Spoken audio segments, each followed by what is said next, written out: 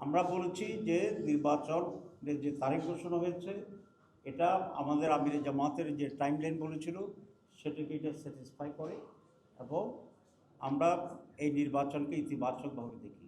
কিন্তু নির্বাচনের আগে আমরা যে কয়েকটি দাবি দিয়েছি এই দাবিগুলো পূরণ হওয়া অপরিহার্য। সুতরাং এখন এখন সরকার আন্তরিক হলে এটা সম্ভব। আমরা মনে করি এগুলা সুষ্ঠু অবাধ নির্বাচনের জন্য এই দাবি পূরণ অপরিহার্য এবং সরকার যদি সিনসিয়ার হয় তাহলে এ দাবি পূরণ একেবারেই সম্ভব।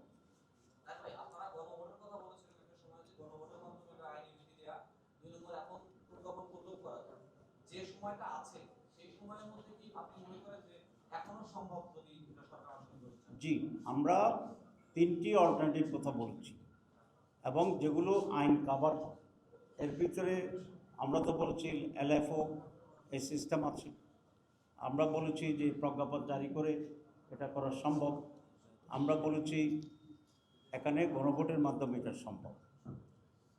এখানে প্রথম দুইটা ইজিয়ার এবং তেমন কোনো সময় ক্ষেপণ করার কোনো প্রয়োজন নেই। এই দুইটারও একটা গভর্নমেন্ট নিতে পারেন। তারপরে যদি গভর্নমেন্ট মনে করে যে না আমরা গণভোটের দিকে যাব, এটাও আমাদের একটা দাবি, সেই ব্যাপারেও গণভোট করা এখানে সম্ভব। এখনও তো 6 মাসের বেশি সময় আছে। এটা নির্ভর করবে সরকারের সুষ্ঠু নির্বাচন করার ক্ষেত্রে তার কতটুকু আন্তরিকতা আছে।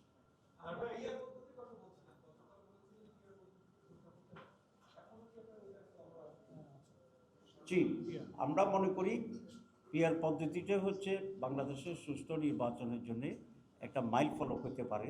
তার প্রথম যুক্তিটা হচ্ছে 54 বছরের ট্রেডিশনাল পদ্ধতির যে নির্বাচন, এই নির্বাচন তো আমরা সুষ্ঠু হইতে দেখিনি। তো সুতরাং ট্রেডিশনাল পদ্ধতির নির্বাচন বাংলাদেশের জন্য উপযোগী নয়। 54 বছরের রিগিং, রাতে দখল, দিনে দখল, কেন্দ্র দখল, রেজাল্ট মাঠে একরকম, ঢাকায় সার একরকম হয়, সব কিছু দুইটা করে। সেই জন্য আমরা মনে করছি PR may be the best alternative for experiments, number 1। Number 2, যে পিআরের মাধ্যমে ভোটারদের রিয়েল রিপ্রেজেন্টেশনটা হয়। ট্রেডিশনাল পদ্ধতিতে আপনারা দেখেছেন যে 49 কেউ পেল, কেউ 51 পেল, 51 বিজয়ী। একেবারে সুস্থ নির্বাচনে যদি আমি ধরি, আর 49-এর যে ভোট, এই ভোটের কোনো ভ্যালু এখানে থাকে না।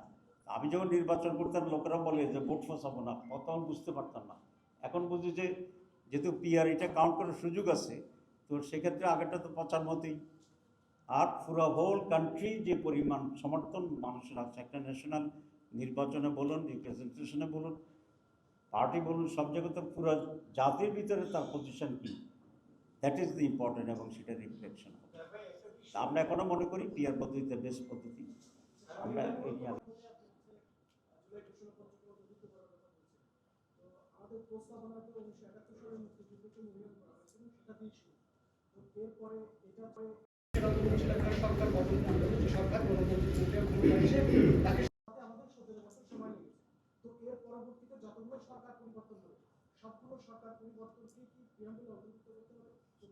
না, সরকার পরিবর্তন আর জুলাইয়ের বিপ্লব এটা কোয়াইট ডিফারেন্ট। কারণ হচ্ছে 71 সাল যেমন একটা ডিফারেন্ট ইস্যু, জাতির স্বাধীনতার ইস্যু ছিল। 47 সাল যেমন একটা ডিফারেন্ট ছিল, আমাদের জাতিসত্তার বিকাশের যে একটা সুযোগ ছিল। জুলাই এপ্রিল বিষয়টা কিন্তু প্রায় তার কাছাকাছি, আমি ইকুয়াল বলতে চাই না, কিন্তু এটাও জাতির জন্য অত্যন্ত গুরুত্বপূর্ণ। তো সেই জন্য আমরা এই দাবি করছি। কিন্তু সব সরকার পরিবর্তন হইলে কোনো ঘটনাকে উঠে দিলে সেটা তো একরকম।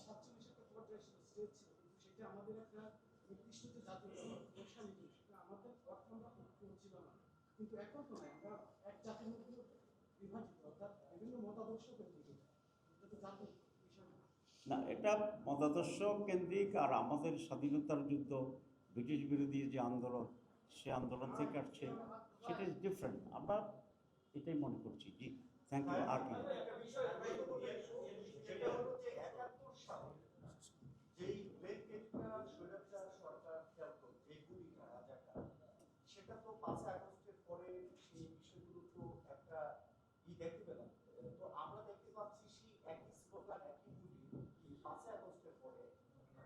গণজাগরণ মঞ্চের যারা ছিলেন তারাই এখন আবার এই 5 আগস্টের পরে ঢাকা বিশ্ববিদ্যালয়ে কটাক্ষ করতেছে এবং সেখানে আপনাদের বিএনপি ছাত্র দল ছিল তারাও কিন্তু সেই একই ভূমি ব্যবহার করতেছে।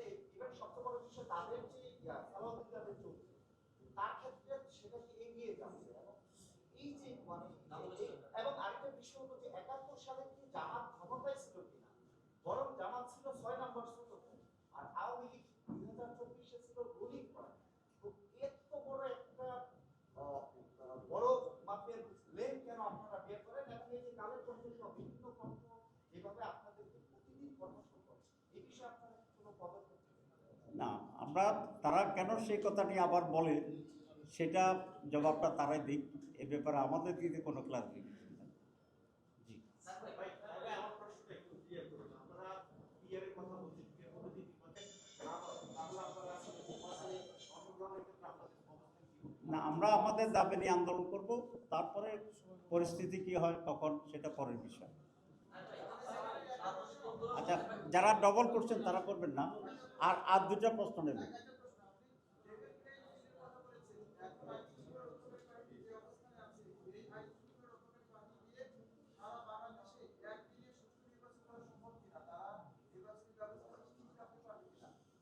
আমরা মনে করি যে আইন শৃঙ্খলা পরিস্থিতি বর্তমানে যেটা বিরাজমান সেটা মাধ্যমে একটু সুষ্ঠু অবাধ নির্বাচন করা খুবই ডিফিকাল্ট।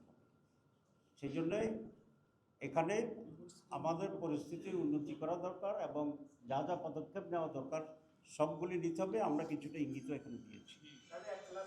লাস্ট কোশ্চেন তাহলে আপনি তো করছেন আগে একটা, এটা লাস্ট কোশ্চেন। জি, সনদের যদি বাস্তবায়ন না হয় এবং একই সঙ্গে আপনাদের যে পিআর সহ লেভেল যে বিষয়গুলো ছিল এগুলো যদি বাস্তবায়ন না হয় তাহলে নির্বাচনে যাওয়ার ক্ষেত্রে আপনাদের কোনো অনিশ্চয়তা আছে কিনা বা আপনাদের দলের অবস্থা কি? আচ্ছা, এই প্রশ্নের জবাব তো দেওয়া হয়েছে। জি, তারপরে আর তো নাই, শেষ কোশ্চেন। তো সবাইকে ধন্যবাদ। ফিয়ামানিল্লাহ, সালাম আলাইকুম।